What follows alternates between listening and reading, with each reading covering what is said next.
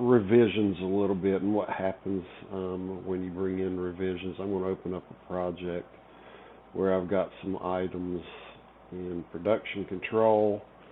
These have already been pushed over to a purchase order, so let's go look at that purchase order. And you're going to see that I've got some flat bar angles and beams on here. Everything's combined, so all these pieces have been combined in order to be put on the purchase order. So now, at this stage of the game, we're waiting on material to come in, but we've got a revision. So I'm going to import a revised file, and then I want to walk through and take a look at what it does on the import, as well as what happens on the purchase order and with material and what's going to go on there and how you handle these things. So we'll go import. In this case, I'm importing a KISS file. That's a file that I have that has some revisions on it. I'm going to import it into this same job. I'm going to go add and replace. Let me set these.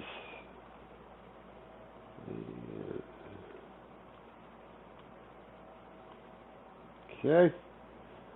Set the paint. Cool. Okay. Current changes have unlinked one combined piece from inventory. Would you like to uncombine the unlinked material?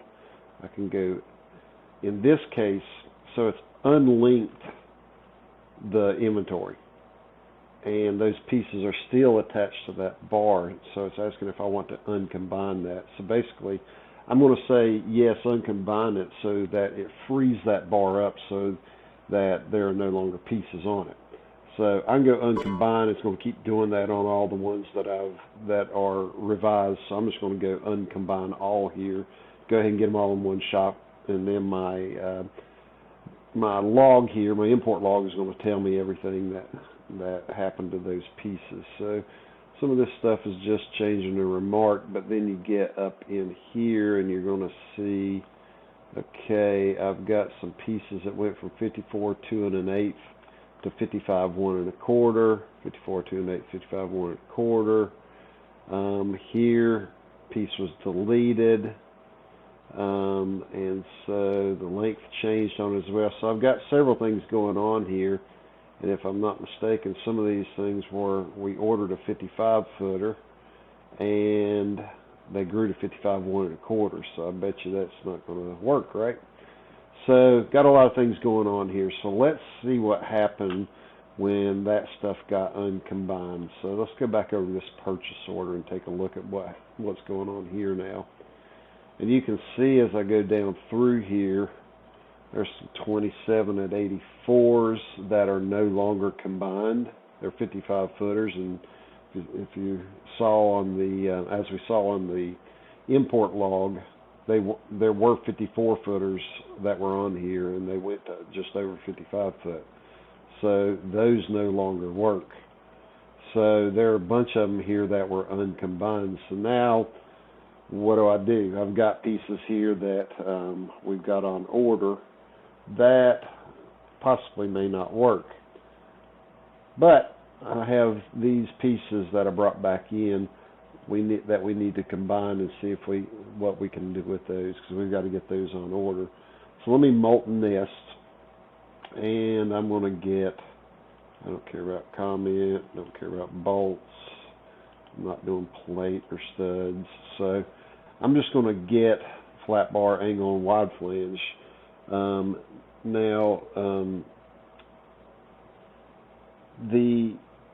I cannot molt something more than once, right? Or kick it over to a purchase order more than once. So it's only going to molt here the items that have not been molted already. So in other words, if they're already attached to a bar on purchase order, then I can't molt those again. So all I'm getting here are the things that changed. So I'm going to go OK. And just to look at optimizations here, look that it is going to look at inventory in stock, but inventory on order as well, inventory lease scrap on order. So it will look on that purchase order to see if it can attach to any of those pieces that are now free and don't have anything combined against it. So I'm going to go save here, and let's go molten nest, and let's just see what happens.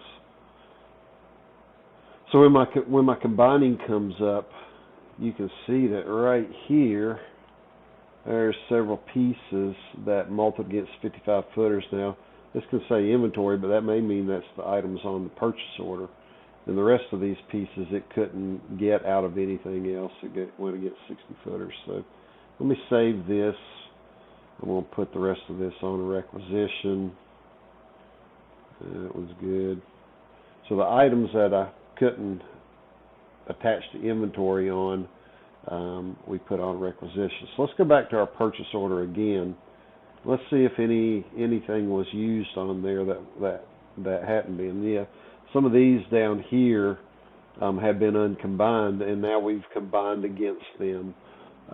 So we were able to use some of those, even though some of that material changed, but we still got a bunch here that didn't get used just because it grew. But the point that I want to make is that whenever those revised items come in, that it will look and see if the changed items are on a bar, and if it does, it'll ask you if you want to uncombine it. I said yes, took them off of there, and then that freed it up so that when my revisions came in, I was able to look at the purchase order in my combining, or my combining looked at the purchase order to see if it could use any of that.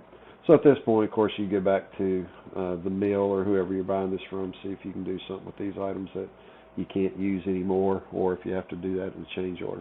Now, one thing to note here, if I go to maintenance and production control and go to company standards, just want to point out, the reason it asked me if I wanted to uncombine was because of this setting right here. When changes to production control break links to combine inventory material, what do you want it to do? Prompt to uncombine the unlinked inventory material, which is the default. And so it prompted me and asked me. You can also set it to always uncombine or never uncombine. I can't think of too many cases where I would not uncombine it, but you could set it to always uncombine, but I leave it at prompt just because I want to know when it's happening, and I want it to jump up and down, smack me in the face, say, hey, look, I'm doing something here. We got something that changed. Inventory's changing. So when you do have a revision, it will look at the purchase order to make sure that see if it can use that material. So hope this helps demonstrate what the system can do for you. Let me know in the comments below if you got any questions.